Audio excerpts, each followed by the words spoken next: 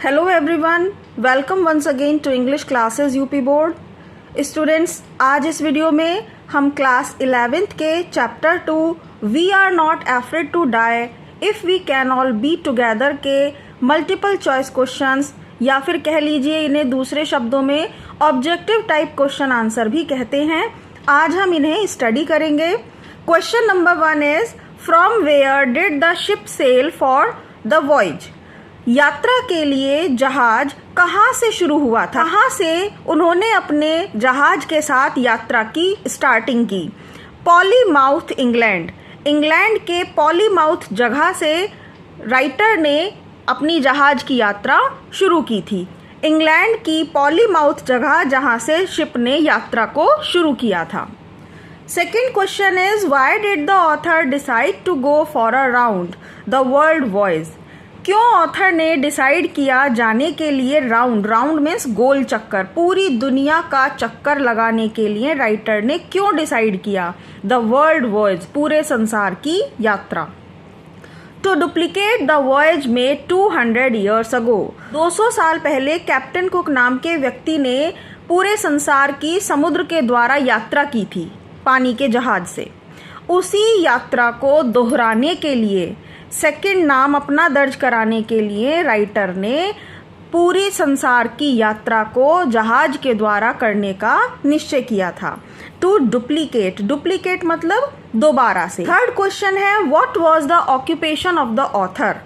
इस कहानी में जो ऑथर जहाज में यात्रा कर रहे हैं उनका ऑक्यूपेशन क्या था, उनका काम क्या था। वो एक्चुअल में एक सेलर नहीं थे, रोज वो जहाज पर नहीं जाते थे, लेकिन उनका व्यापार कुछ और था और वो थे एक बिजनेसमैन। बिजनेसमैन होने के बावजूद भी उनके अंदर जहाज में यात्रा करना और इस तरीके के एडवेंचर करने की बहुत इच्छा थी। तो एक्चुअल में वो एक बिजनेसमैन थे, उनका प्रोफेशन एक बिजनेसमैन के रूप में था। What was the name of the ship of the author. Author के जहाज का नाम था wave walker. The part of the journey was pleasant for them. यात्रा का कौन सा भाग उनके लिए प्लीजेंट था।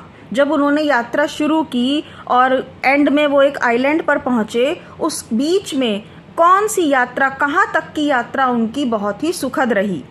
First leg from England to Cape Town, उनकी पहला एक यात्रा का हिस्सा, फर्स्ट लेग का मतलब एक छोटा सा पार्ट यात्रा का, जिसमें वो इंग्लैंड से केप टाउन तक गए थे।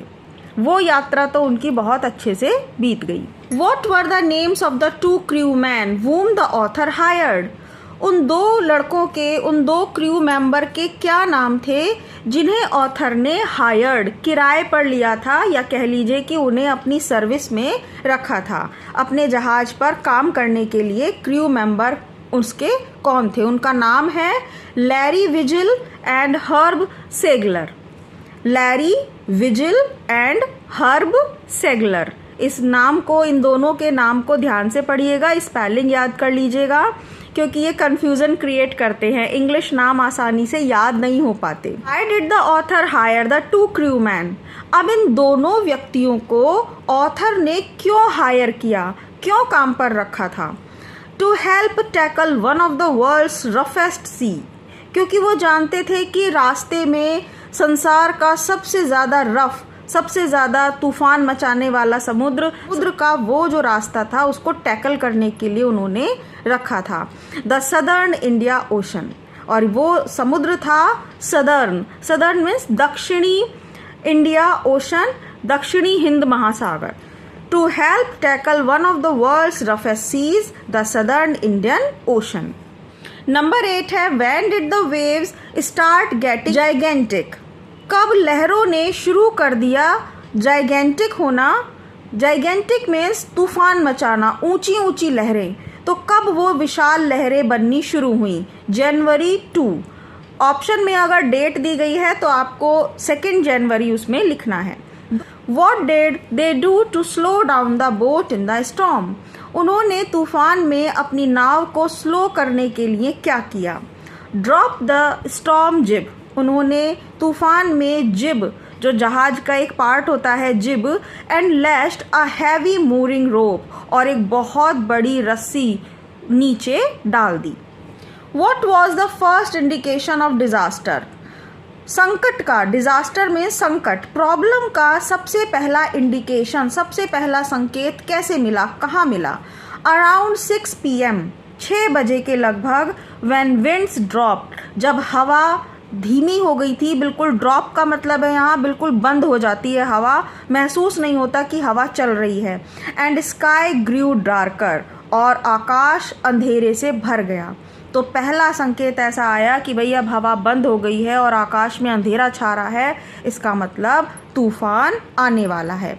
और ये लगभग 6 बजे की बात थी।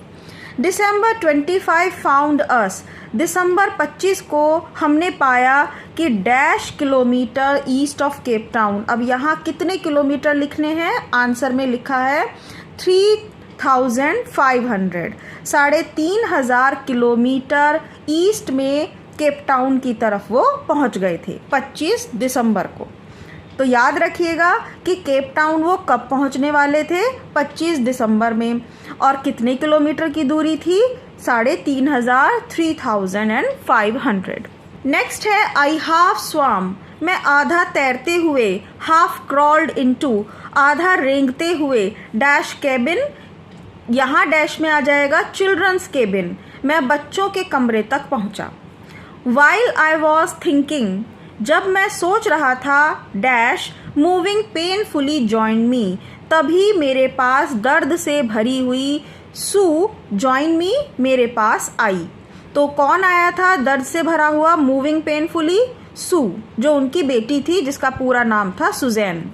नेक्स्ट है number 14, at dawn on January 2, जनवरी 2 में सुबह, मॉर्निंग का वो पार्ट जब सूरज आसमान में नहीं निकलता लेकिन रोशनी आ जाती है, तो उसे कहते हैं dawn. At dawn on January 2 the dash were gigantic, कौन सी चीज़ जाइगेंटिक, विशाल हो गई थी, बहुत ऊंची ऊंची थी, वो था वेव्स, लहरें बहुत ऊंची हो गई थी।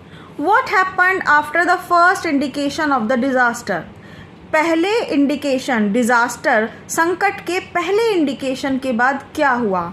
अ वेव अपीयर्ड वर्टिकल, एक लहर दिखाई दी, वर्टिकल बिल्कुल straight, Sidhi, and almost twice the height of other waves, और दूसरी लहरों से उसकी ऊंचाई ट्वाइस, दोहरी थी, 2 टाइम्स, 2 गुनी ऊंची थी।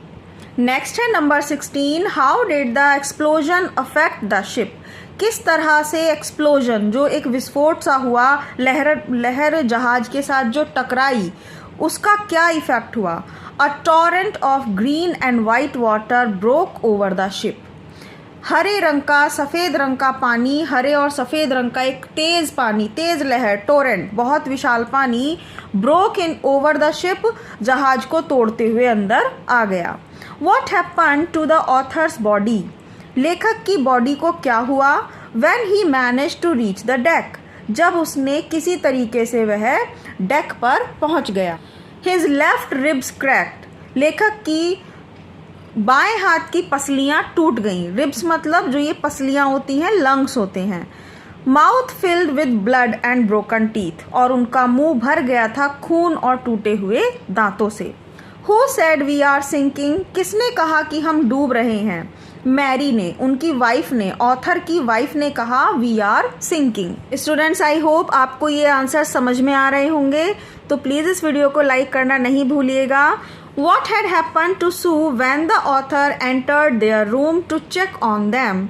क्या हुआ सू के साथ जब ऑथर ने उनके रूम में एंटर किया, प्रवेश किया, उनको चेक करने के लिए कि वो सब सही हैं, उसके बच्चे, सू मीन्स उसकी बेटी सुजैन, तो उसके बच्चे सही हैं या नहीं, ये देखने के लिए जब उन्होंने कमरे में एंटर किया तो क्या देखा? Her head hurt as there was a bump, Sue का जो सर था वो चोट लग चुकी थी, उस सर, सू के सर में चोट लग चुकी थी। Her head hurt as there was a bump, ऐसा लग रहा था कि जैसे उसका सिर उभर गया है, बम्प मीन्स जैसे सर में चोट लगने के कारण वो फूल जाता है area. What was the age of Suzanne and Jonathan, Suzanne और जोनाथन की उम्र क्या थी? 7 and 6 years old. Where did they decide to reach to save themselves and the ship? उन्होंने अपने आप को सेव करने और जहाज को सेव करने के लिए कहाँ पहुँचने का डिसीज़न लिया? आइल एम्स्टर्डम। एम्स्टर्डम में आइल नाम का एक आइलैंड है, वहाँ पहुँचने का उन्होंने डिसीज़न लिया। तो उस जगह का पूरा नाम है Isle Amsterdam. When did they reach Isle Amsterdam? Isle Amsterdam पर वो कब पहुँचे? Around 6 PM in the evening, शाम को 6 बजे। Where had they reached on the 25th of December? 25 दिसंबर को वो कहाँ पहुँचे थे? 3500 kilometre east of Cape Town. Cape Town east में 3500 किलोमीटर की दूरी पार करके वो 25 तारीख में केप टाउन पहुँचे थे। What happened when the authors had smashed into the wheel? क्या हुआ जब ऑथर का सिर व्हील से टकरा गया? स्मैश्ड मतलब उससे धक्का लगा, उससे टक्कर लगी। He flew overboard sinking below the waves. धक्का लगते ही, चोट लगते ही, टकराते ही उस व्हील से वे उड़ गए ओवरबोर्ड, बहुत ऊंचाई तक उछल गए। सिंकिंग बिलो द वेव्स, और फिर वेव्स में नीचे जाकर डूब गए। What does mid day call mean? Mid day call का क्या मीनिंग है? Distress call for help. परेशानी से भरी हुई आवाज़ लगाना हेल्प के लिए, उसे कहते हैं मिड डे कॉल। इसका मतलब कि कोई व्यक्ति परेशानी में आपको हेल्प के लिए बुला रहा है।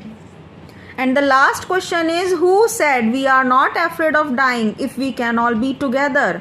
You and mummy. ये बात किसने कही?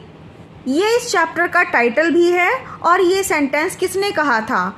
जॉन लिखा हुआ भी आ सकता है, और पूरा नाम है इसका जोनाथन। जॉन, जिसका पूरा नाम जोनाथन है, वो ऑथर का बेटा था, और उसी ने ये बात राइटर को बोली थी, ऑथर को। तो स्टूडेंट्स, आई होप आपने इस वीडियो को लाइक कर दिया होगा, चैनल को सब्सक्राइब कर लिया होगा।